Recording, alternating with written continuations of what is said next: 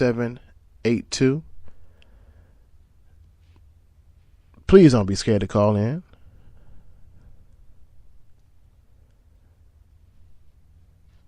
Again, phone lines are open 470-358-5782.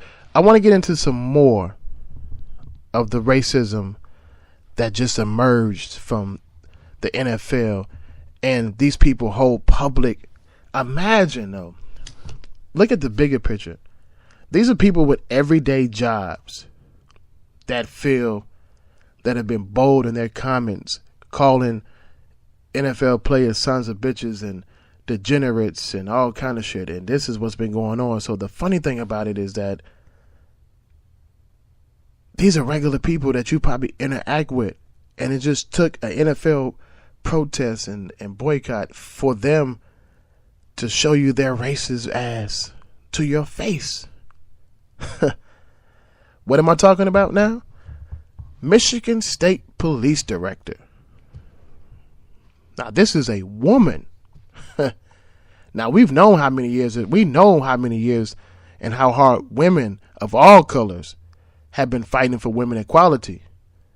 And then this woman who holds a great position on the Michigan State, she's the Michigan State Police Director. And what does she say? Well, she calls the athletes who kneeled this previous Sunday, she called them degenerates.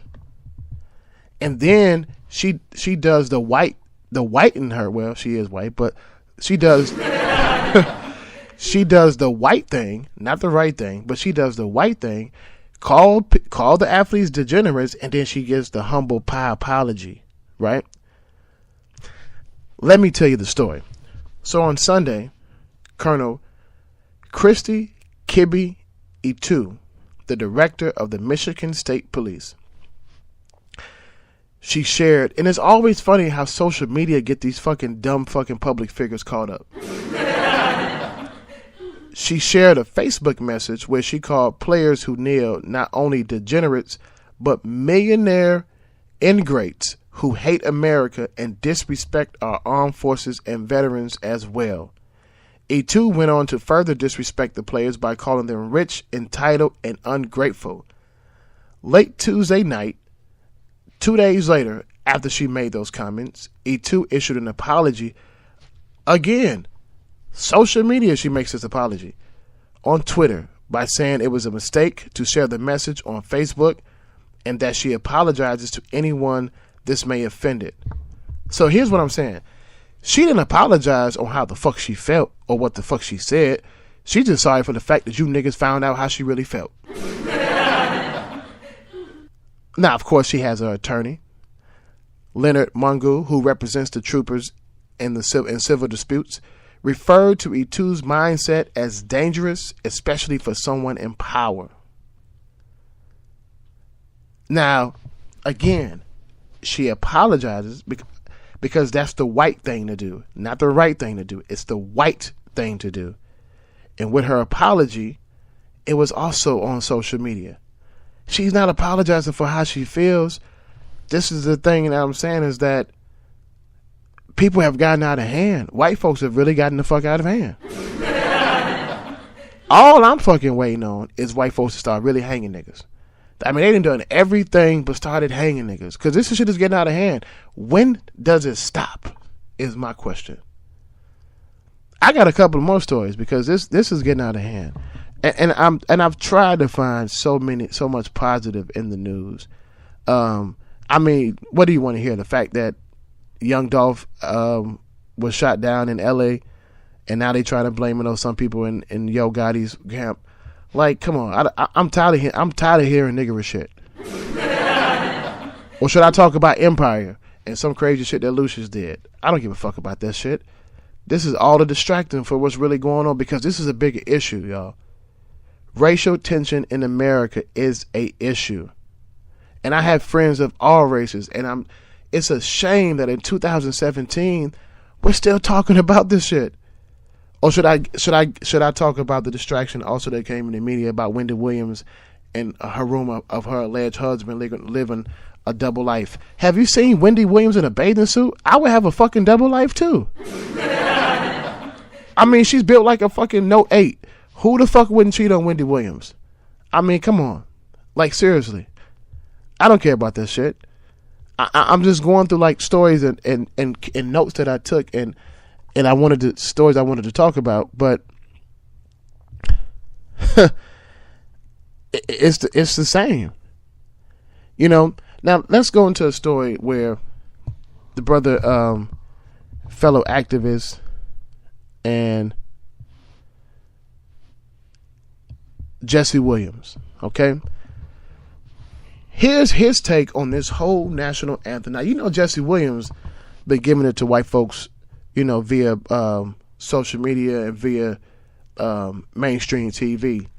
So you know he don't bite his tongue for nothing. So here's the brother's take on the situation, okay? So Jesse Williams says the national anthem controversy is a stunt to increase military enrollment. Over the weekend, Donald Trump made headlines for some disturbing yet not surprising comments, again, for turning attention towards the NFL and the national anthem. During a rally in Alabama, and I think that's one thing that the media, that people, when we talked about it on social media, how surprised we were what 45 said. You know, this rally he had was in Alabama, out of all fucking racist ass states. I told you all at the beginning of the show, Alabama, Massachusetts, still one of the most racist places to ever visit and to even reside in, okay? Where Trump said, wouldn't you love to see one of those NFL owners, when somebody disrespects the flag, to say, get that son of a bitch off the field right now, he's fired, okay? We all know he said that. In response to Trump's comments, Jesse Williams appeared on MSNBC on Sunday and offered his thoughts on the matter. Quote, it's also important to realize this anthem thing is a scam. Williams said that this is not actually part of football. This was invented in 2009 from the government paying the NFL to market military recruitment to get more people to go off and fight wars to die, according to Jesse Williams. He continued to say this has nothing to do with the NFL or American pastime or tradition.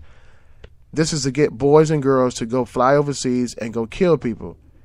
They're marketing. They're pumping millions and millions of dollars into the NFL to get us to put out on a pageant in front of the NFL football games to get you to go off and fight. The Grey's Anatomy actor has been vocal on various social issues, and this is just the latest of celebrities, public figures, to continue the conversation surrounding the NFL and the national anthem. Others like J. Cole and LeBron James and Diddy have also weighed in. Now, when it comes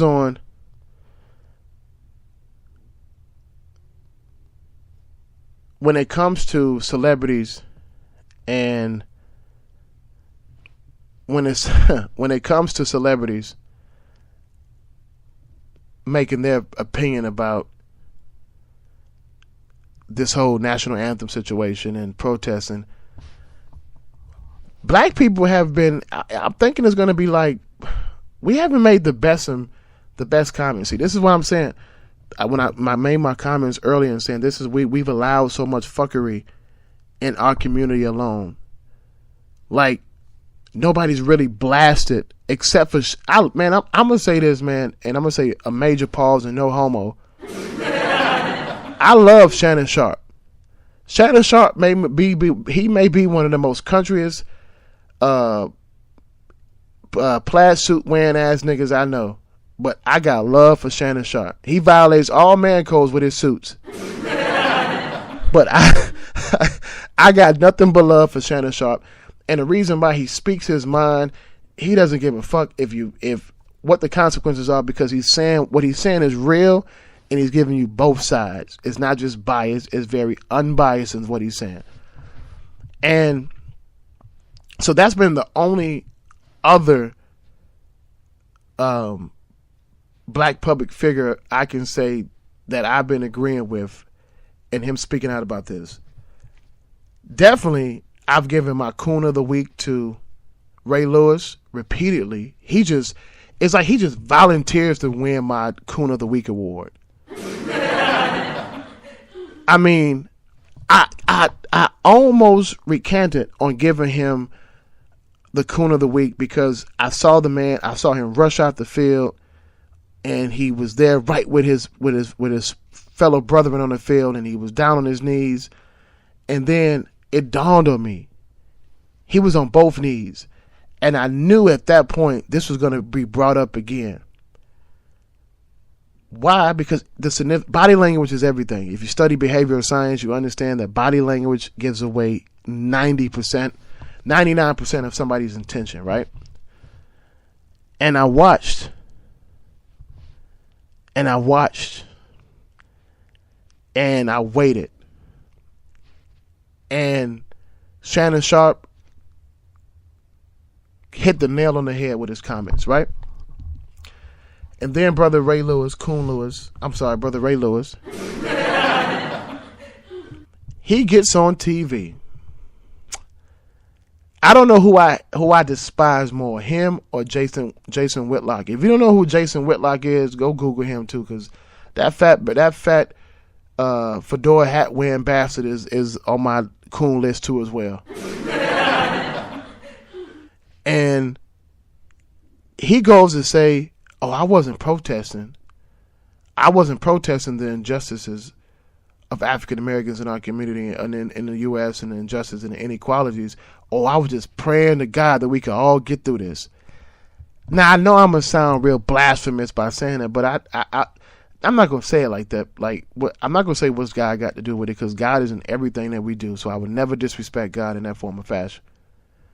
But I will disrespect Ray Lewis and say, nigga, for you to say that on a platform that you have the voice and the platform to say what's real, and you're choosing again to coon. Like, you're voluntarily cooning. I just don't understand that. You could have just easily said, "I stand with my brother." But no, you said I'm praying to God that we get through this. That makes no sense. And now I know I sound crazy by saying this, that God being involved, and it doesn't make sense. It doesn't make sense because you have the platform to let it be known that I stand with my brother who risked his job, his career, to say that I'm not standing into a song that speaks nothing but racism and slavery to this date, that solidifies and upholds the Confederacy and all that it stood for. And on top of that, mainly the injustices of African Americans being murdered and gunned down by the police and others in America. That's all he had to say.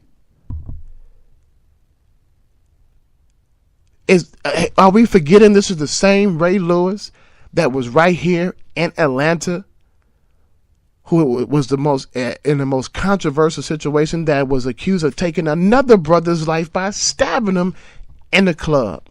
Did we forget that that's the same Ray Lewis? I'm so sorry. I'm so sorry. He has lost my utmost respect. Him, Jason Whitlock, Jim Brown, and a cast of others has just lost my utmost respect. I never respected Jason Whitlock anyway, because he's on a whole. I think Jason Whitlock is in blackface. I don't think he's really black. But Ray Lewis, come on, man. But again, thank you, Shannon Sharpe, for putting this coon ass nigga in his place and calling him out on his shit. And I lost respect. I had to think about this before I made this public. But I really have completely lost respect for Russell Simmons. And here's why I lost respect for Russell Simmons. Now, of course, I get on social media and talk all day. We have conversations, and I try to enlighten people, and I try to ignite conversations about shit that matters, not about dying for pussy or shit like that. That's what the new shit that's been going on. And the thing that bothers me the most, right, is that